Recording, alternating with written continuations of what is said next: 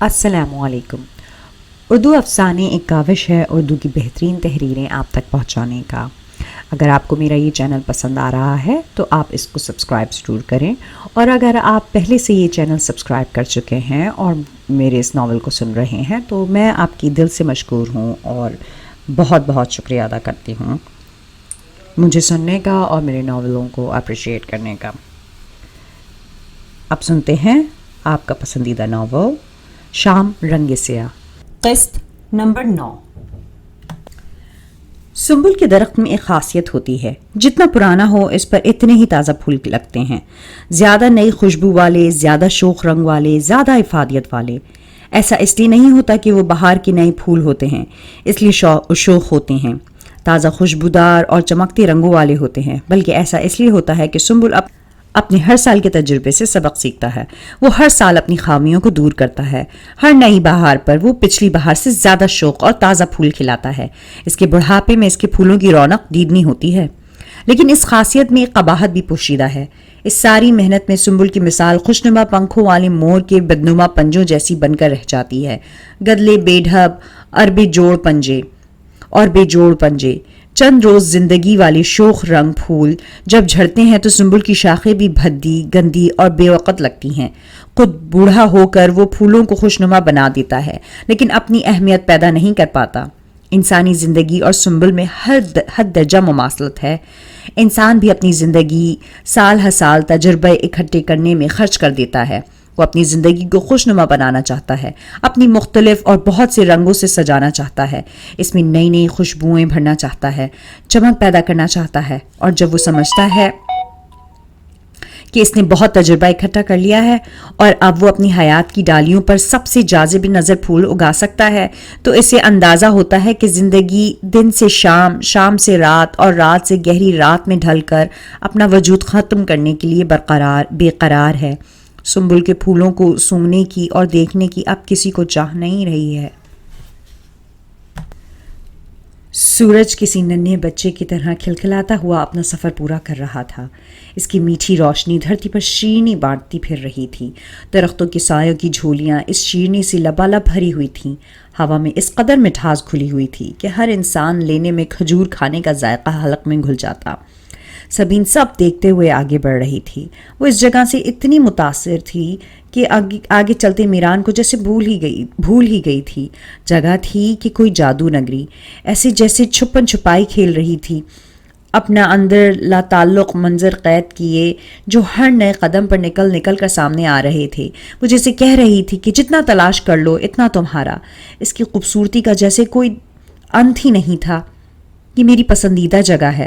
جب شہر کی فضا سے تنگ آ جاتا ہوں یہاں آ جاتا ہوں، یعنی اگر تم کہیں نہ ملو تو یہاں آسانی سے مل سکتے ہو، اس نے اپنے آگے چلتے میران سے کہا، جس کے نقش قدم پر پاؤں رکھتی وہ چکنے پتھروں اور بے ڈھب گھاس پر ڈگمگاتی ہوئی اس کی تقلید میں آگے بڑھ رہی تھی۔ ہاں، ایسا کہہ سکتی ہو۔ جب میں تم سے ناراض ہو جایا کروں گا اور تمہیں کہیں نہیں ملوں گا تو تم مجھے یہاں آ کر ڈھونڈ لینا، اس نے ہنستے ہوئے کہا۔ تمہیں میں ناراض کروں گی ہی کیوں؟ سبین نے دل ہی دل میں سوچا تھا۔ چلتے چلتے جب وہ تھک گئی تو ایک سنگی بینچ پر بیٹھنے لگی، لیکن میران نے اسے فوراً روک دیا۔ ارے ایسا غضب نہ کرو۔ کیا مطلب؟ بینچ پر نہ بیٹھوں؟ قدرت کو کھل کر انجوائے کرو۔ جو مزہ اوس والی گھاس پر بیٹھنے کا ہے وہ مزہ سونے کی بینچ پر بیٹھ کر بھی میسر نہیں آ سکتا۔ آزما کر دیکھ لو۔ میران نہ صرف قدرت کا دلدادہ تھا بلکہ وہ اسے اچھی طرح سے پرکھا ہوا بھی تھا۔ ہنستے ہوئے سبین بینچ سے اٹھی اور اوس والی گھاس پر بیٹھ گئی۔ وہ اسے بتا نہ سکی کہ وہ اوس کیا کوہر والی گھاس پر بھی اپنی راتیں بتا چکی ہے۔ آرٹ کالج کے باغ میں اپنے غم کی راتیں، ماں کی بیماری پر اپنی بے بسی کی راتیں، ان کی موت پر اپنے صدمے کی راتیں، اپنی شادی پر اپنی کم مائیگی کی راتیں، اور پھر اپنی طلاق پر اپنی بے توقیری کی راتیں۔ لیکن اگر وہ اسے بتانا چاہتی تھی تو اپنے غموں کو، دکھوں کو اس شدت سے نہیں بتا سکتی تھی جس شدت سے وہ اس پر بیت چکے تھے۔ یہاں آنے کے بعد اس کی ہر چیز میں بدلاؤ آ گیا تھا۔ دنیا کو دیکھنے کا اس کا نظریہ ہی بدل گیا تھا۔ پچھلی ساری زندگی اسے بے معنی اور لا علمی کی زندگی لگنے لگی تھی۔ اپنے با علم ہونے کے بعد جو وہ دیکھ رہی تھی وہ سب دلکش ہی دلکش تھا۔ جس حصے میں وہ دونوں بیٹھ گئے تھے وہاں ابھی تک سورج کی تمازن نہیں پہنچی تھی، اس لیے اوس اور گھاس کا عارضی رشتہ قائم تھا۔ درختوں کی شاخوں پر اور پتوں سے چھن چھن کر آتی سورج کی باریک کرنیں میران کے روشن چہرے پر پڑ رہی تھیں اور اسے اور منور کر رہی تھیں۔ وہ باسکٹ میں سے کچھ کھانے کی چیزیں نکال رہا تھا اور سبین اسے ہی دیکھے جا رہی تھی۔ سبین، تم یہاں؟ اسے سینڈوچ دیتے ہوئے بولتے بولتے رکا تھا۔ اس نے خود کو دیکھتے ہوئے دیکھ لیا تھا۔ سبین جھینپ گئی۔ میران اندر ہی اندر مسکرایا۔ تو تمہارا یہاں آنا کیسے ہوا؟ کیا یہاں تمہارے رشتہ دار رہتے ہیں؟ نہیں، وہ پوچھ رہا تھا اور سبین کو سمجھ نہیں آ رہا تھا کہ وہ کیا جواب دے۔ اگر تم نہیں بتانا چاہتی تو اٹس اوکے۔ نہیں، اس میں نہ بتانے والی تو کوئی بات نہیں ہے۔ دراصل میں یہاں ایک NGO کے تحت آئی ہوں جن کا کام مختلف مذاہب کے ماننے والوں کے درمیان نفرت و تعصب کو دور کرنا ہے۔ اس نے اس کے سامنے بھی وہی جھوٹ بولا تھا جو وہ ایئرپورٹ پر بول کر آئی تھی۔ وہاں تو وہ پولیس سے ڈر رہی تھی، جیل جانے سے ڈر رہی تھی، یہاں وہ کس سے ڈر رہی تھی؟ میران کو لمحے بھر کے لیے بھی شک نہیں ہوا تھا کہ سبین اس کے سامنے جھوٹ بول رہی ہے۔ تمہارا قیام کتنے دن کا ہے؟ 15 دن۔ پھر اس کے بعد کیا؟ جیسے وہ جانتی ہی تو نہ تھی کہ وہ کیا پوچھنا چاہ رہا ہے۔ اس کے بعد تم کب واپس آؤ گی؟ تم واپس چلی جاؤ گی؟ ہاں، لیکن میں پھر سے آؤں گی، مجھے بار بار آنا پڑے گا، وہ خلاؤں میں دیکھتے ہوئے بولی۔ میں معاہدہ کر چکی ہوں۔ کس قسم کا معاہدہ؟ مطلب NGO والوں نے مجھے بتایا ہے کہ مجھے بار بار یہاں آنا پڑے گا۔ تو کیا تم نے نیو یارک دیکھا؟ کیا تمہارے پاس اتنا وقت ہے؟ میں ابھی پرسوں ہی تو آئی ہوں اور صرف سینٹ جین چرچ تک ہی گئی ہوں۔ مجھے اپنی والدہ کو لینے سینیٹوریم جانا ہے۔ اگر تم تنہائی محسوس کر رہی ہو تو، اس نے پوچھا، پھر جیسے اسے خود ہی اس کی مصروفیت کا احساس ہوا۔ سچ، تمہیں تو NGO کے بہت سے کام ہوں گے۔ سبین کو انکار کرنے کی ضرورت محسوس نہیں ہوئی۔ وہ تعصب سے سر ہلا کر رہ گئی اور اندر ہی اندر اس نے اپنے جھوٹ پر لعنت بھیجی۔ کھانا کھا کر وہ دونوں ایک ایسے حصے میں آ نکلے تھے جہاں ہر طرف سنبل کے درخت تھے، نارنجی مال سرخ رنگ کے پھولوں سے لدے ہوئے درخت۔ سبین نے زندگی بھر بہت سے درخت دیکھ رکھے تھے، بہت سے پودے بھی جن پر طرح طرح کے پھول لگتے تھے۔ کتنے درخت پودے تو آرٹ کالج کے باغ میں ہی لگے ہوئے تھے، لیکن اس نے کسی درخت پر آج تک اس طرح کے خوبصورت پھول نہیں دیکھے تھے۔ وہ تو سمجھتی تھی کہ پھول صرف پودوں پر ہی لگتے ہیں، درخت تو پھلوں کے لیے ہوتے ہیں، لیکن سنبل کو دیکھ کر اسے اپنا نظریہ بدلنا پڑا تھا۔ ان پھولوں میں اتنی تازگی اور اتنی جاذبیت تھی کہ سبین انہیں دیکھتی رہ گئی تھی اور ان پھولوں سے لدے درختوں کی چھاؤں میں ایسے گھوم گئی تھی جیسے اپنے بچپن میں اپنی سہیلیوں کے ساتھ ساون میں گگلی ڈالا کرتی تھی۔ آؤ، تمہیں ڈائنا سے ملواؤں، میران کہہ کر ایک سمت کی جانب بڑھ گیا تھا۔ سبین بھی اس کے پیچھے چل پڑی تھی۔ آگے چل کر درخت راستوں کو مزید تنگ کر رہے تھے۔ انہی درختوں کی جھرمٹ کے نیچے کین کے ہاتھ سے بنی پیڑھی نما نشست پر ایک لڑکی بیٹھی ہوئی تھی۔ وہ لڑکی اتنی خوبصورت تھی کہ سبین ایک لمحے کو رک گئی اور اسے یکٹک دیکھنے لگی۔ لڑکی ہونے کے باوجود بھی اسے دیکھ کر سبین کے دل کی دھڑکنیں چند ثانیوں کے لیے تھم گئی تھیں۔ اس لڑکی کی آنکھیں بڑی بڑی سیاہ، پاک اور روشن تھیں، جن میں مقدس پانی کی ندیاں ٹھاٹے مارتے ہوئے لگتی تھیں۔ چہرہ سپاٹ اور بے داغ تھا، جہاں جم کی پرچھائی کا گمان ہوتا تھا۔ بال سونے کی تاروں جیسے سنہری تھے اور ہونٹ جیسے زعفران اپنی رونائی وہاں سے حاصل کرتا ہو۔ سبین کو لگا وہ کسی انسانی مخلوق کو نہیں بلکہ جنت کی کسی حور کو دیکھ رہی ہو۔ کوئی بیک وقت اتنا حسین، اتنا معصوم اور اپنی ان دونوں خصوصیات سے اتنا غافل کیسے ہو سکتا ہے؟ سبین کو بے اختیار ہی وہ لڑکا یاد آ گیا تھا جس سے 2 روز سے وہ صبح اپنے کمرے کی کھڑکی کے نیچے بے حد بے نیازی سے ماؤتھ آرگن بجاتے ہوئے دیکھ رہی تھی۔ اس کی شخصیت میں بھی ایسی ہی عاجزی تھی۔ اس لڑکی کا نام ڈائنا تھا۔ ڈائنا نے اس وقت اپنے آگے 4-5 شیشے کے جار رکھے ہوئے تھے جس میں کچھ عجیب و غریب سی چیزیں تیر رہی تھیں۔ ان سے پرے کھجور کے پتوں کی بے آرام چٹائیاں بچھی ہوئی تھیں۔ ڈائنا کی چھوٹی سی دکان تھی۔ میران، یہ کیا ہے؟ اس نے ماہی آب میں پڑی ہوئی اس عجیب و غریب حشرات طرز کی تیرتی ہوئی چیز کی طرف اشارہ کرتے ہوئے پوچھا۔ یہ جونکے ہیں، ڈائنا یہاں ان کا ہی کام کرتی ہے۔ مطلب؟ ٹھہرو، ابھی سمجھاتا ہوں۔ میران نے کہا، اور اگلے ہی پل اپنی شرٹ اتار کر دائنا کے سامنے بچھی کھجور کی چٹائی پر لیٹ گیا۔ دائنا بڑی معصوم اور چپ چاپ سی لڑکی تھی۔ اس نے خاموشی سے اپنا کام کرنا شروع کر دیا تھا۔ ماہی آب میں سے جونکے نکال کر وہ میران کی کمر پر رکھنے لگی۔ سبین بھی وہاں ہی نیچے کھجور کی چٹائی پر میران کے پاس بیٹھ گئی۔ اس سے کیا ہوگا؟ فاسد خون صاف ہوگا۔ اب بات سمجھ میں آئی؟ مجھے سمجھانے کے لیے تمہیں عملی مظاہرہ کرنے کی کوئی ضرورت نہیں تھی۔ نہ جانے کیوں اسے ڈائنا کو دیکھ کر جلن ہو رہی تھی۔ وہ میران کی برہنہ کمر پر جونکے رکھ رہی تھی۔ ارے ڈائنا سے جل رہی ہو؟ یہ تو بس اپنے کام سے کام رکھتی ہے۔ میران کے پاس بھی جیسے جادو کی کوئی چھڑی تھی۔ اس نے سبین کے دل کی بات پڑھ لی تھی۔ میں اسے جانتا ہوں، بڑی معصوم ہے، سالوں سے یہاں بیٹھ رہی ہے۔ یہ اس کی دکان ہے، پہلے اس کی والدہ بھی بیٹھتی تھیں یہاں، لیکن اب صرف یہ بیٹھتی ہے۔ سبین شرمندہ ہوئی، اسے یہ بات نہیں کرنی چاہیے تھی۔ دائنا بھی شاید دلوں کے حال جان لینے میں ماہر تھی۔ دونوں کی تکرار میں وہ ہلکے سے مسکرا رہی تھی۔ یہ بولتی ہے لیکن بہت کم۔ میں سالوں سے یہاں آ رہا ہوں اور میں نے اس کی آواز 1-2 بار ہی سنی ہے، میران نے بتایا تھا۔ سبین کو ایک دم سے زویا یاد آ گئی تھی۔ وہ بھی اپنی مرضی سے بولتی تھی اور سبین اس کے بولنے کی شدت سے منتظر رہا کرتی تھی کہ وہ کوئی بات کرے، کوئی خواہش کرے جسے پورا کرنے کے لیے سبین اپنی ساری سر دھر کی بازی لگا دے۔ لیکن اس کی گھر کی بہت سی چیزوں کی طرح زویا بھی چپ رہ کر انجانے میں اسے اذیت دینے سے باز نہیں آتی تھی۔ تھوڑی ہی دیر لگی تھی۔ میران کی کمر پر جہاں جہاں جونکیں رکھی گئی تھیں وہاں سے اب خون کے قطرے کی شکل میں باہر آ رہا تھا۔ مطلب کام اچھے سے ہو گیا تھا۔ دانا نے ایک ایک کر کے بڑی مہارت سے ساری جونکیں ہٹا لی تھیں اور میران کی کمر کو گیلے تولیے سے صاف کر کے پھر خشک کر دیا تھا۔ میران کھجور کی چٹائی سے اٹھا تو سبین نے دیکھا کہ اس کے جسم پر چٹائی کے چکور خانے بڑی ترتیب سے ابھر آئے ہیں۔ آج کل تو یہ کام پارلر میں بھی ہو رہا ہے۔ یہ لڑکی کافی ماہر لگتی ہے۔ پھر یہ کسی پارلر میں اس کام کی جاب کیوں نہیں کر لیتی؟ ٹھہرو میں پوچھ لیتا ہوں، میران نے کہا اور سبین کا سوال انگلش میں ترجمہ کر دیا۔ دائنا چند لمحے خاموش رہی تھی، پھر اس نے درختوں کو دیکھتے ہوئے کوئی جواب دیا تھا جسے سبین میران کے بنا ترجمہ کیے ہی سمجھ گئی تھی۔ وہ کہہ رہی ہے کہ میں بہت سے پارلرز میں گئی ہوں لیکن وہاں کسی بھی جگہ سنبل کا درخت نہیں ہے اور میں یہ کام یہاں بیٹھ کر ہی کر سکتی ہوں، سنبل کے درخت کی چھاؤں میں۔ دائنا کے جواب سے اب کی بار سبین کو بابا یاد آ گئے تھے۔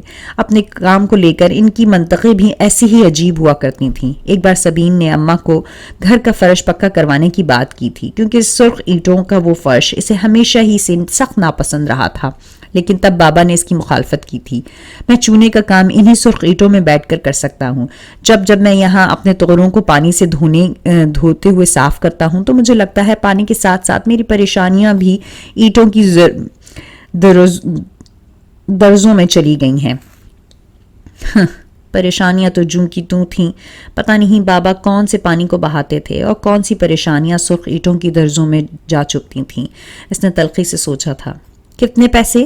جتنے میں آپ کو راحت محسوس ہو، دائنا نے مسکرا کر حیا زدہ سے لہجے میں کہا تھا۔ سبین ایک بار پھر سے حیران ہوئی تھی اور کس حد تک شرمندہ تھی۔ دائنا کی ایک ایک بات اسے خود میں جھانکنے پر مجبور کر رہی تھی۔ میران نے اپنی ہپ پاکٹ سے کچھ پیسے نکال کر دائنا کے آگے کیے، جو اس نے ہاتھ میں پکڑنے کے بجائے کین میں بنی ایک ٹوکری کے اندر ڈلوا لیے، جس میں پہلے سے ہی کچھ پیسے موجود تھے۔ اس کا یہ انداز شاید اس لیے تھا کہ وہ کسی بھی گاہک کی رقم کو دیکھ نہ سکے کہ وہ اسے اس کام کی کتنی اجرت دے رہا ہے، تاکہ اگلی بار اس کا کام کرتے وقت نہ تو وہ حد سے زیادہ گرم جوشی دکھائے اور نہ ہی سرد مہری۔ میں کب سے سوچ رہا تھا یہ کروانے کا، لیکن میرے خیال سے یہ بالکل ٹھیک وقت رہا۔ وہ کیسے؟ فاسد خون کے ساتھ فاسد خیالات بھی نکل جاتے ہیں۔ اس نے شرارت سے آنکھ دبائی۔ دیکھو، اب میں تمہیں ایسے مل رہا ہوں جیسے کوئی فرشتہ، میرے دل میں کوئی برائی نہیں ہے، کہہ کر وہ خود ہی ہنسنے لگا تھا۔ سبین بھی مسکرا کر رہ گئی تھی۔ سبین، تم کہاں ٹھہری ہوئی ہو؟ ایک گیسٹ ہاؤس ہے، این جی او نے ہی انتظام کیا تھا۔ جگہ کا نام تو مجھے نہیں آتا۔ وہ جان بوجھ کر جگہ کا نام بھول گئی تھی۔ اگر تم کہتی ہو تو میں تمہیں وہاں چھوڑ آتا ہوں، اس طرح تمہاری رہائش بھی دیکھ لوں گا۔ نہیں، اس نے سختی سے انکار کیا۔ وہ میران کو اپنے امریکہ کے مشن کی بھنک بھی نہیں پڑھنے دینا چاہتی تھی۔ میرا مطلب ہے کہ اس کی ضرورت نہیں ہے، میں چلی جاؤں گی۔ اب شام بھی ہو گئی ہے، میرے خیال سے ہمیں نکلنا چاہیے، واپسی کا سفر بھی طویل ہے۔ دونوں نے ہی شہر تک کے لیے ایک ہی ٹیکسی لی۔ پھر میران ایک جگہ پر اتر گیا ویسے اگر تم اپنی NGO سے 2 دن کی چھٹی لے سکتی ہو تو لے لینا، پھر ہم دونوں ایک ساتھ ممی کو لینے سینیٹوریم جائیں گے۔ ٹیکسی سے اتر کر اس نے کھڑکی میں سر ڈال کر کہا تھا۔ بہت مشکل ہے، وہ کبھی نہیں مانیں گے۔ اس نے مشکل سے جھوٹ بولا۔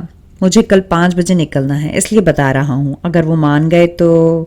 میران نے آنکھ دبا کر مسکراتے ہوئے کہا۔ سبین کو پھر سے انکار میں سر ہلانے کے لیے اپنی ساری ہمتیں مجتمع کرنی پڑیں۔ جس وقت وہ گیسٹ ہاؤس پہنچی، دن غروب ہونے کے لیے بےتاب تھا اور سارا عالم جمائیاں لیتا ہوا نیند کی آغوش میں جانے کی تیاری کر رہا تھا۔ رات انگڑائی لیتی ہوئی بیدار ہو رہی تھی۔ موسم میں لاجونتی کھلی ہوئی تھی، انگ انگ مہکا دینے والی۔ ایسی مہک میں ماؤتھ آرگن کا راگ بھی پھیل رہا تھا۔ سبین دائیں بائیں دیکھنے لگی۔ یہ صبح والا راگ ہی تھا۔ جلد ہی اسے وہ لڑکا اپنے روز کے اس راستے سے مخالف سمت سے آتا ہوا نظر آ رہا تھا۔ صبح وہ جا رہا تھا اور اب وہ آ رہا تھا۔ دن بھر لگتا تھا وہ ماؤتھ آرگن ہی بجاتا رہتا تھا۔ یہی اس کا واحد کام تھا۔ گیسٹ ہاؤس کے اندر جانے سے پہلے وہ رک گئی۔ لڑکے کے قریب سے دیکھنے کا موقع بھی اسے تبھی ملا تھا۔ سیاہ گدلی پینٹ پر سلیٹی رنگ کی ٹی شرٹ، سرخ جوتے جو اتنے پرانے ہو چکے تھے کہ اب ان کا صرف اصل رنگ دیکھنے کے لیے آنکھوں کو تھکانا پڑتا تھا۔ سر پر سیاہ ربن، کانوں میں بالی، گردن پر چائنیز رسم الخط کا ٹیٹو، چھوٹی چھوٹی شفاف آنکھیں، کلی سے پھول میں ڈھلنے والی خط و خال۔ وہ جیسا بھی تھا اپنی بے فکری اور بے نیازی کی وجہ سے دلکش لگ رہا تھا، وگرنہ جو اس کا حلیہ تھا کسی اور نے یہ سب اپنایا ہوتا تو احساس کمتری کے مارے سر نہ اٹھا سکتا۔ ہیلو! وہ لڑکا اس کے بے حد قریب آ گیا تو سبین نے بڑے پیار سے اسے مخاطب کیا۔ آج وہ اتنی خوش تھی کہ درختوں پودوں سے بھی گھنٹوں باتیں کر سکتی تھی۔ لڑکے کو اس نے اس لیے مخاطب کیا کہ وہ اس کے راگ کی تعریف کرنا چاہتی تھی۔ اسے بتانا چاہتی تھی کہ جب وہ بیدار ہونے کے بعد اس کا راگ سنتی ہے تو اسے کتنا اچھا لگتا ہے۔ لڑکے نے شاید اس کے ہیلو کی آواز نہیں سنی تھی۔ وہ ویسے ہی بے نیازی سے آگے بڑھ رہا تھا۔ سبین کو پھر سے اسے مخاطب کرنا پڑا تھا۔ اس بار لڑکا رک گیا تھا اور ماؤتھ آرگن بجانا چھوڑ کر اس نے سبین کی طرف سوالیہ نظروں سے دیکھا تھا۔ سبین نے بہت پیارے لفظوں کے چناؤ کے لیے کر کے اس کی موسیقی کی تعریف کی تھی اور اسے بتایا تھا کہ آج صبح اس کی موسیقی نے اسے کتنے اچھے انداز سے بیدار کیا۔ وہ بے شک ایک سستا سا ماؤتھ آرگن بجاتا ہے، لیکن وہ اسے اتنے اچھے انداز سے بجاتا ہے کہ وہ دنیا کا قیمتی ساز لگتا ہے۔ سبین کی تعریف پر لڑکے کے چہرے پر کسی طرح کے تاثرات نہیں ابھرے تھے، نہ منفی نہ مثبت۔ وہ ابھی تک سوالیہ تھا۔ اس کی نظروں میں یہ عکس تھا کہ کیا وہ کوئی خاص بات کہنا چاہتی ہے۔ سبین حیرت سے اس کی طرف دیکھنے لگی۔ لڑکے نے جو اشارہ کیا اس نے سبین کے پیروں کے نیچے سے زمین کھینچ لی۔ اشارے میں اس لڑکے نے سبین کو بتایا تھا کہ وہ گونگا ہے اور بہرا بھی، نہ سن سکتا ہے اور نہ بول سکتا ہے، اس لیے اسے جو کہنا ہے اشاروں میں سمجھائے۔ سبین اس کا اشارہ سمجھ کر دم بخود رہ گئی۔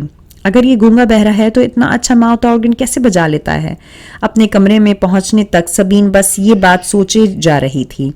اس گونگے بہرے لڑکے کا نام ہائک ہے اور یہ سنبل کے درختوں کے جھرمٹ تلے بیٹھی ڈائنا کا بھائی ہے۔ چکنے فرش پر کرسٹل کا گلدان پھولوں سمیت پھینکا گیا تھا۔ مہنگے اور نفیس گلدان کے چھوٹے چھوٹے ٹکڑے فرش پر کیچوؤں کی طرح دور دور تک پھیلتے چلے گئے تھے۔ ایک شور بلند ہوا تھا جو چھناکے کے بعد خاموشی میں بدل گیا تھا، اور شور سے زیادہ وہ خاموشی وحشتناک تھی۔ واقعہ ایسا ہوا تھا کہ پیٹرسن خود کو پرسکون نہیں رکھ پایا تھا، جبکہ اسے گرینڈ فادر کی نصیحتیں ہمیشہ یاد رہتی تھیں کہ ایک فاتح انسان آدمی کو جیت کے ساتھ ساتھ ہار میں بھی ایک فاتح کی طرح کا رویہ اپنائے رکھنا چاہیے، بردبار، باروب اور باروقار۔ پیٹرسن کو ہر صورت پر سکون رہنا تھا کیونکہ اسے فاتح بننا تھا۔ جیفرسن سمیت باقی سب لوگ گول دائرے میں سر جھکائے اس دیوتا پر اپنا ایمان سونپے ہاتھ باندھے پجاریوں کی طرح کھڑے تھے۔ پھر جیفرسن ہی پیٹرسن کے پاس آیا تھا کیونکہ گروپ میں بس اس کی ہی ہمت تھی کہ وہ پیٹرسن کے غصے کو جھیل پاتا۔ پیٹی، پرسکون ہو جاؤ، اس نے اس کے کندھے پر ہاتھ رکھتے ہوئے پیار سے کہا تھا۔ میں کیسے پرسکون ہو سکتا ہوں جب تک مجھے پتہ نہ چل جائے کہ یہ سب کس نے کیا ہے، اس نے غصے سے کہا تھا۔ غصے میں وہ اور زیادہ دلکش لگ رہا تھا۔ اس کے گال سرخ ہو رہے تھے اور کان کی لوئیں بھی۔ وہ بالکل اپنے باپ پر گیا تھا۔ اسے بھی غصہ ایک دم سے اور شدید آتا تھا، تب اس کے گال بھی اور کان کی لوئیں بھی سرخ ہو جاتی تھیں۔ پیٹرسن نے ایک چیز اضافی پائی تھی اور وہ تھی آنکھوں کی ڈوروں کا جامنی ہو جانا۔ ایسی حالت میں اس پر سے نظر نہیں ہٹتی تھی۔ وہ انہی لوگوں میں سے تھا جو جب غصے میں آتے تو ان کی کشش دو چند ہو جاتی تھی۔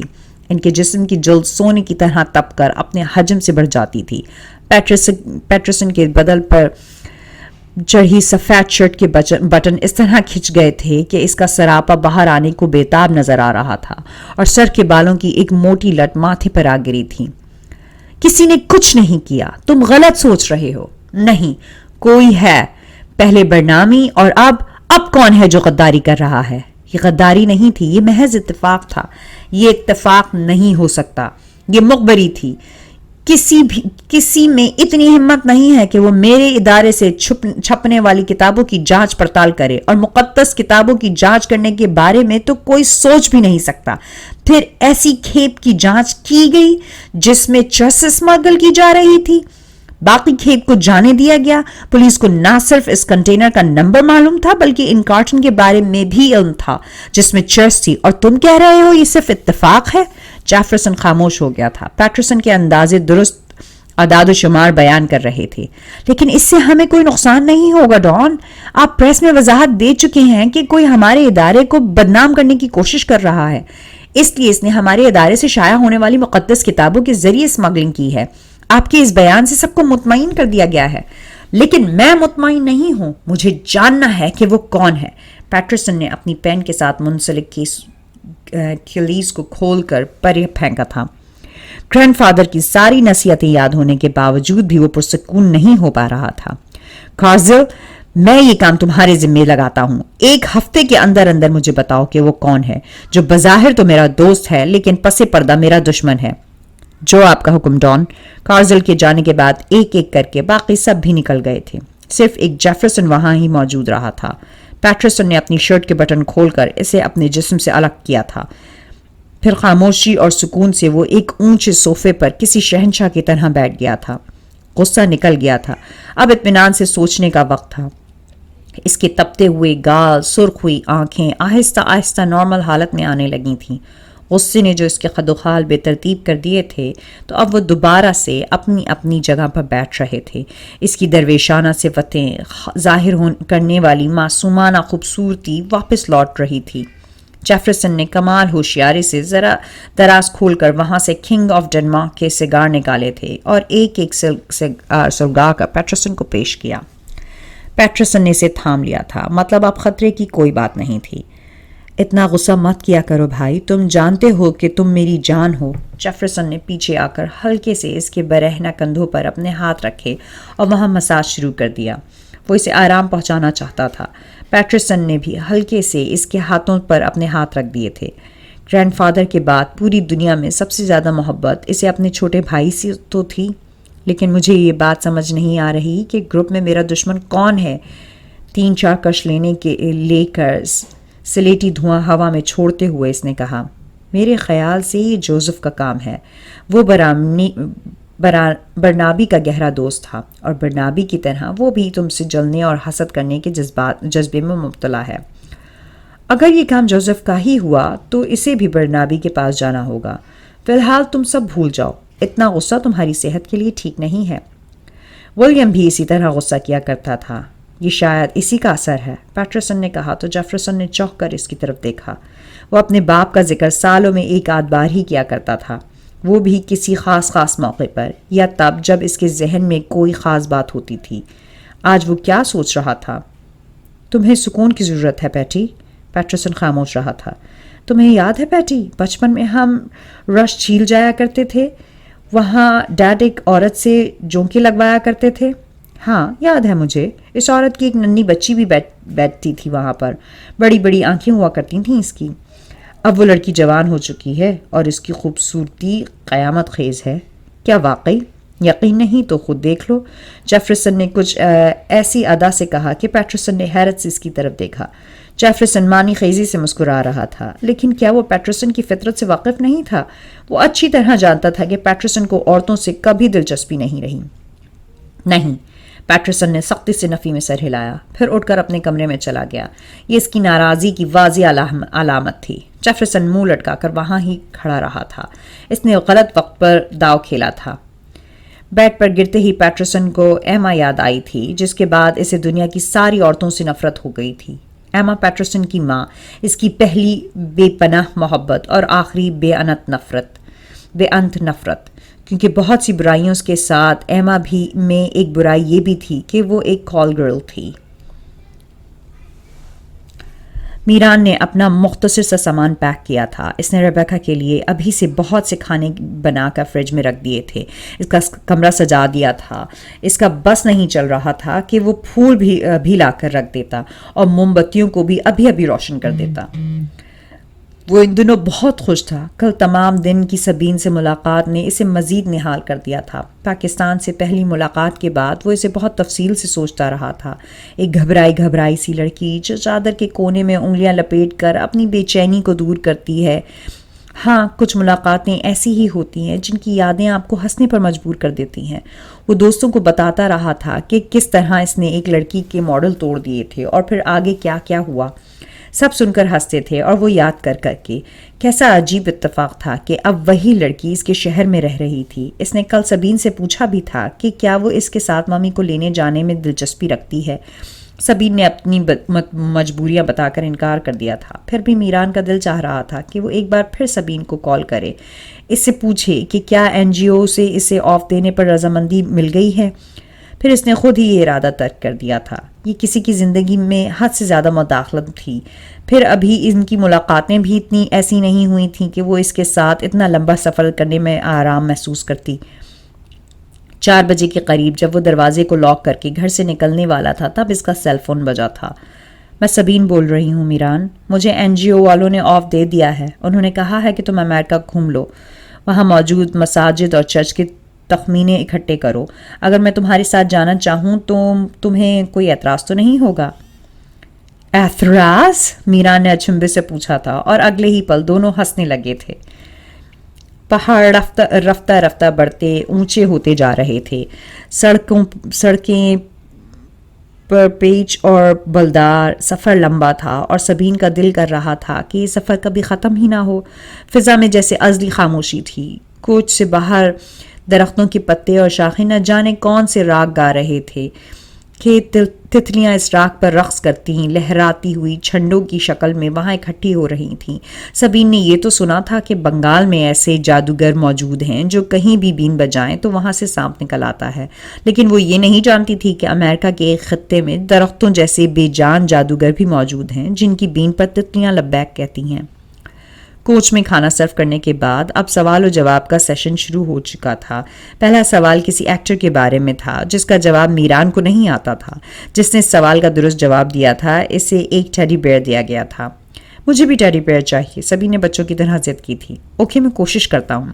آگے مزید 10 سوال پوچھے گئے تھے جس میں سے میران کسی ایک کا بھی جواب نہیں دے پایا تھا۔ میران، تم میرا چھوٹا سا ایک کام نہیں کر سکتے ہو؟ یار، تمہیں بازار سے ٹیڈی بیئر لے دوں گا، اس نے کہا تھا اور پھر پوچھے جانے والے 12ویں اور آخری سوال کا جواب دے دیا تھا۔ یہ لو، آ گیا تمہارا ٹیڈی بیئر۔ پتہ نہیں لڑکیوں کو ٹیڈی بیئر اتنے پسند کیوں ہوتے ہیں، کیونکہ وہ ان کو اپنے ساتھ ایسے چپکا کر رکھتی ہیں جیسے وہ کوئی جیتا جاگتا انسان ہو، کیونکہ لڑکیوں کو تحفظ پسند ہے اور یہ تحفظ وہ ٹیڈی بیئر میں ڈھونڈتی ہیں۔ ہاں، وہ ہنسی تھی اور اس کی ہنسی میں جلترنگ کے سارے سر شامل تھے۔ محبت پھول کے اندر کا زرگل ہے جس کے اندر پورے پودے کی بقا موجود ہوتی ہے۔ میران کو نہ جانے کب نیند آ گئی تھی۔ اس کا سر سبین کے کندھے پر ڈھلک گیا تھا اور سبین کا دل چاہا کہ وہ قیامت تک اسی طرح بیٹھی رہے۔ کیا وہ 2 عالم ارواں سے ایسا ہی گہرا تعلق بنا کر نکلے تھے؟ سیٹ کی پشت سے ٹیک لگا کر وہ ان سوچوں کو سوچنے لگی تھی جو کبھی گھر کی کھڑکی سے آرٹ کالج کو دیکھتے ہوئے اس کے دماغ میں آتی تھیں۔ محبت عطا گہرائیوں والا چشمہ ہے، اس کی آبیاری کبھی ختم نہیں ہو سکتی۔ بابا، زویا، اماں، طغرے، اسمگلنگ، ڈینی، وہ اس وقت کسی ایک کے بارے میں بھی سوچنا نہیں چاہتی تھی، بس سوائے میران کے۔ سوچتے سوچتے نہ جانے اسے بھی کس وقت نیند آ گئی تھی اور اس کا سر میران کے سر کے اوپر آ گیا تھا۔ محبت شہد کی مٹھاس ہے اور اس میں شہد کا بھاری پن نہیں۔ ذہن سوتے وقت بھی وہی غلطیاں کرتا ہے جیسا ہم اسے حکم دیتے ہیں، جیسا ہم اسے کرنے کو کہتے ہیں۔ سفر لمبا تھا، لیکن اتنا لمبا نہیں جتنا وہ دونوں بند آنکھوں کے پیچھے جاگتے ہوئے ایک دوسرے کے ساتھ طے کر رہے تھے۔ محبت شبنم کی اوس ہے، پھول کی ہر پتی کے لیے اس کا غسل لازم ہے۔ ربیکا پہلے سے صحت مند نظر آ رہی تھی اور اس کی رنگت بھی کھلی ہوئی تھی، چہرہ شاداب ہو چکا تھا۔ صحت افزا مقام نے اس پر مثبت اثر ڈالا تھا۔ میران کو اس نے بینچ کر اپنے سینے سے لگا لیا تھا اور میران کسی ننھے بچے کی طرح رو دیا تھا۔ دونوں کا یہ جذباتی سین دیکھ کر سبین کو احساس ہوا تھا کہ اسے وہاں نہیں آنا چاہیے تھا، لیکن ربیکا نے جلد ہی اس کی خفت دور کر دی تھی۔ وہ اس کے بیٹے کی پسند تھی، وہ پہلی نظر میں ہی سب جان گئی تھی۔ جلد ہی اس نے سبین سے بہت دوستانہ تعلق بنا لیا۔ ربیکا یہ جان کر بہت خوش ہوئی کہ وہ پاکستان سے آئی ہے۔ تم کبھی سرگودا گئی ہو؟ اس نے اشتیاق سے پوچھا تھا۔ میران اس کی شکل دیکھ کر رہ گیا تھا۔ ربیکا نے بھی عین اسی لمحے میران کو دیکھا تھا اور وہ چپ ہو گئی۔ وہ اپنے دکھی بیٹے کو مزید دکھ نہیں دینا چاہتی تھی۔ نہیں، سبین نے کچھ نہ سمجھتے ہوئے مختصر جواب دیا تھا۔ ربیکا نے مزید کوئی سوال نہیں کیا تھا۔ سامان باندھا ہوا تھا اور واپسی کی ٹکٹیں بھی میران نے جاتے وقت ہی بک کروا لی تھیں۔ جلد ہی انہوں نے واپسی کا سفر طے کرنے کا فیصلہ کر لیا۔ ایسا اس لیے بھی جلدی ہوا تھا کیونکہ ربیکا وہاں ایک لمحہ بھی مزید گزارنے کے لیے تیار نہیں تھی۔ پورے 2 دن بعد واپس گیسٹ ہاؤس آ کر سبین سوچنے لگی کہ وہ یہاں کس لیے آئی تھی اور کس کام میں گرفتار کر دی گئی تھی۔ وہ کس قید سے ڈر رہی تھی اور اب کس قید میں قید ہو جانے کے لیے دعا گو تھی۔ زندگی اس کے ساتھ کون سا کھیل کھیل رہی تھی؟ آنکھ مچولی یا کوئی کوکلا چھپا کی آنکھ مچولی، جس میں پتہ نہیں چلتا کہ آپ کی تھکن زدہ باری کسی اور کو منتقل ہونے والی ہے یا نہیں، اور آپ کو نئے سرے سے اسے ادا کرنا پڑے گا۔ کوکلا چھپاکی میں وہ ہر لمحہ ڈر رہتا ہے کہ آپ کو پیچھے سے ایک دھپ نہ پڑ جائے۔ وہ دونوں ہی کھیلوں سے ڈرتی تھی، پیچھے سے دھپ پڑنے سے بھی اور نئے سرے سے تھکن زدہ باری ادا کرنے سے بھی۔ شام میں اسے احساس ہوا تھا کہ اس نے گھر کال نہیں کی، جبکہ بابا نے اسے کہا بھی تھا کہ وہ ہر روز نہیں تو ہر 2 دن بعد انہیں لازمی کال کر کے اپنی خیریت کے بارے میں بتاتی رہی۔ سلام بابا۔ اس کی خوشکن آواز سن کر بابا جیسے پل بھر میں ہی مطمئن ہو گئے تھے۔ وعلیکم السلام، کیسی ہو؟ خوش ہو؟ جی بہت خوش ہوں بابا، اس نے چہکتے ہوئے بتایا تھا۔ کام ٹھیک سے سیکھ رہی ہو؟ معصوم بابا نے معصوم سوال کیا۔ جی، اور اگلے ہی پل اس کی آواز دھیمی ہوئی تھی۔ اس نے اپنے نیو یارک قیام کا آخری ڈنر میران کے گھر میں کیا، ربیکا کی دعوت پر۔ وہاں ہی ربیکا کے بارے میں اسے پتہ چلا، خود ربیکا کی زبانی اور کچھ میران کے ذریعے۔ پاکستان سے اسے ایک خوبرو جوان کی آمد، ربیکا کا اس کی محبت میں مبتلا ہونا، پھر دونوں کی شادی اور عیسیٰ کی غیر یقینی موت۔ ربیکا نے پرانی تصویریں نکال کر سبین کو بھی دکھائیں، جنہیں دیکھ کر وہ دنگ رہ گئی۔ میران اپنے والد پر 10% بھی نہیں گیا تھا۔ پشمینے میں لپٹا عیسیٰ تو کوئی ولی لگتا تھا، ولی بھی ایسا جو اپنے عہدے اور عہد دونوں سے بے نیاز ہو۔ میران خوش تھا۔ ربیکا بہت اچھے انداز میں عیسیٰ کا ذکر کر رہی تھی اور وہ عیسیٰ کی باتوں میں تھا کا صیغہ استعمال کر رہی تھی۔ میران کے ساتھ مل کر برتن دھلوائے۔ ربیکا نے پہلے تو منع کیا، لیکن میران نے ربیکا کو دیکھ کر آنکھ ماری اور ربیکا مسکرا کر اپنی جگہ پر چپکی رہی۔ میران کی یہ حرکت سبین نے بھی دیکھ لی۔ شرم سے وہ کچھ کہنے سننے کے قابل نہیں رہی تھی۔ کل صبح کتنے بجے کی فلائٹ ہے تمہاری؟ میران برتن دھو کر سبین کو پکڑا رہا تھا اور وہ ان پر خوش کپڑا مار کر ایک طرف رکھتی جا رہی تھی۔ کل صبح 10 بجے کی۔ پھر کب آؤ گی؟ جب حکم ہوگا۔ مجھے تمہارا انتظار رہے گا۔ مجھے خود دوبارہ یہاں آنے کا۔ سبین، بولو میران۔ میں ان دنوں زندگی میں پہلی بار اتنا خوش ہوں۔ عجیب اتفاق ہے، میں بھی۔ کیا تمہارے پاس بھی 2 وجوہات ہیں؟ میرے پاس تو 2 ہیں، ایک مامی کی صحت یابی اور دوسری میرے خیال سے مجھے اب چلنا چاہیے، مجھے دیر ہو رہی ہے۔ جلدی سے اس نے کپڑا ایک طرف رکھ دیا تھا۔ تمہیں دیر نہیں ہو رہی؟ تم ہچکچا کر اپنا نام سنتے ہو۔ تمہیں ہچکچا رہی ہو اپنا نام سننے میں؟ کیونکہ میں سب کچھ ابھی سننا نہیں چاہتی میران، میں پھر سے ملاقات کے لیے بھی کچھ رکھنا چاہتی ہوں۔ سب ایک ہی ملاقات میں ختم نہیں کر دینا چاہتی، کچھ ادھار بھی رکھنا چاہیے، باتوں میں، ملاقاتوں میں اور تقدیروں میں، کیونکہ تقدیر خود پر اپنا ادھار رکھتی ہے نا احسان، وہ جلد سے جلد ان دونوں چیزوں سے مبرہ ہو جانا چاہتی ہے۔ ہم اپنی ملاقات میں کچھ ادھار رکھیں گے تو ہماری تقدیریں ہمیں پھر سے ملوانے کی کوشش کریں گی، تاکہ تب ہمارے سارے حساب کتاب بے باک کر لیے جائیں۔ میران نے سبین کی آنکھوں میں جھانکا تھا۔ وہ خوبصورت ہونے کے ساتھ سمجھدار بھی تھی۔ مجھے جانے دو میران، مجھے جانا ہے اور جا کر پھر سے آنا ہے۔ میں ہر پل تمہارا انتظار کروں گا، میران نے جذب سے کہا تھا۔ سبین جو پہلے سے ہی اس کی محبت میں موم بنی ہوئی تھی، اس گرم لہجے میں پگھل کر رہ گئی تھی۔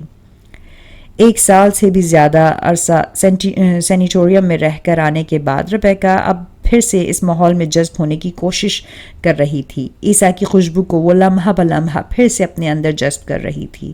اس بات پر یقین کرنے کی کوشش کر رہی تھی کہ عیسیٰ مر چکا ہے اور یہ صرف اس کی خوشبو ہے جو زندہ ہے، اور صرف اس کے لیے زندہ ہے تاکہ وہ اپنی زندگی میں عیسیٰ کی کمی کو محسوس نہ کرے۔ وہ قدرت کی اس فیاضی کا ناجائز فائدہ اٹھا رہی تھی۔ میران دیکھ رہا تھا کہ ریبیکا شاید ٹھیک تو ہو گئی ہے، لیکن ٹھیک سے زیادہ خاموش ہو گئی ہے۔ وہ اس کے ساتھ مختلف جگہوں پر جانے کے پروگرام بنانا چاہتا تھا، اس کے ساتھ گھومنا پھرنا چاہتا تھا، لیکن ریبیکا اس کے ہر پروگرام کو یہ کہہ کر رد کرتی جا رہی تھی کہ اس کا کہیں بھی گھومنے پھرنے کا کوئی ارادہ نہیں ہے، وہ بس گھر میں رہنا چاہتی ہے۔ میران اسے ایک جگہ سے دوسری جگہ تبدیلی کی بیکلی سمجھا تھا۔ خود میران کو بھی سبین کے جانے کے بعد پھر سے اپنی روٹین میں واپس آنے میں بہت وقت لگا تھا۔ 15 دنوں کی ان ملاقاتوں میں اسے ایسا محسوس ہو رہا تھا جیسے وہ تو اسے بچپن سے سبین نامی دوست کا عادی رہا ہو۔ اب وہ چلی گئی تھی تو اسے عجیب بے کیفی کا احساس ہونے لگا تھا۔ اس نے کہا تھا کہ وہ پھر سے آئے گی، لیکن کب آئے گی اس کے بارے میں کچھ نہیں کہا تھا۔ آئے گی بھی کہ نہیں، تو کیا اس صورت میں اسے پاکستان جانا پڑے گا؟ گھر کی خاموشی میں ریبیکا بھی خاموش تھی، ساتھ ایک دھڑکا بھی لگا ہوا تھا کہ کہیں وہ پھر سے پرانی روش پر نہ چل پڑے۔ میران نے اس کی حرکتوں پر نظر رکھنے شروع کر دی تھی۔ نتائج فی الحال مثبت ہی تھے، ابھی تک کوئی ایسی بات نہیں ہوئی سامنے آئی تھی۔ اکثر اوقات کلب سے واپسی پر اسے گھر میں سگریٹ کی تیز خوشبو محسوس ہوتی تھی۔ وہ ایک ایک چیز کو جانچ کرتا تھا، لیکن سگریٹ کا کوئی سراغ نہیں لگا پاتا تھا۔ پھر وہ سر جھٹک کر اپنے شکوک رفع کرتا تھا۔ شاید یہ سب اس کی غلط فہمیاں تھیں، اس کے وسوسے تھے، وہم تھے، سب حقیقت تھی۔ وہ کیسے جان پاتا؟ ممی، مجھ سے وعدہ کریں کہ آپ وہ عادتیں پھر سے نہیں اپنائیں گی۔ تمہیں اس کام کے لیے وعدے کی کیا ضرورت ہے؟ بس آپ نہیں جانتی ڈاکٹرز نے آپ کے بارے میں مجھے کیا کیا ہدایات دی ہیں۔ آپ وہاں بہت عرصہ ایک ہجوم میں رہی ہیں، اب مجھے کام کرنا ہے۔ میں نہیں چاہتا کہ اس گھر کی تنہائی میں آپ پھر سے بری عادتیں اپنا لیں۔ ایسا نہیں ہوگا، ریبیکا سپاٹ انداز میں بولی تھی۔ میں نہیں چاہتا کہ میں آپ پر پابندیاں لگاؤں، آپ کو گھر سے باہر نہ جانے دوں، آپ کے پاس نہ ہوں۔ میں چاہتا ہوں کہ آپ زندگی کا اس طرح مزہ لیں جیسے دوسرے لوگ لے رہے ہیں، جیسے آپ کی دوستی لے رہی ہیں۔ آپ برے لوگوں کا ساتھ چھوڑ دیں، کیونکہ اگر آپ ان کا ساتھ نہیں چھوڑتے تو وہ آپ سے آپ کا ضمیر چھڑوا دیتے ہیں۔ میں سمجھ سکتی ہوں۔ میں چاہتا ہوں کہ ہم اس گھر میں بہت ہنسی خوشی زندگی گزاریں، ہمیں کسی طرح کا کوئی غم نہ ہو۔ وہ بولتا جا رہا تھا۔ ریبیکا کا سرد اور سپاٹ انداز سے ایک بے چین سے تجسس میں مبتلا کرتا جا رہا تھا۔ تم ٹھیک کہتے ہو، آپ کو جس چیز کی ضرورت ہو آپ مجھے بتائیں، پلیز آپ مجھے آپ پر اعتماد کرنے کا موقع دیں۔ مجھ سے وعدہ کریں کہ آپ پھر سے بری چیزوں کے قریب نہیں جائیں گی۔ میں وعدہ کرتی ہوں۔ میران نے اپنا ہاتھ آگے کیا تھا۔ ریبیکا اٹھ کر اپنے کمرے میں چلی گئی تھی۔ سینیٹوریم نے اس کا علاج ہی نہیں کیا تھا، اسے پتھر کا بھی کر دیا تھا۔ And of the episode. باقی سنیے آئندہ۔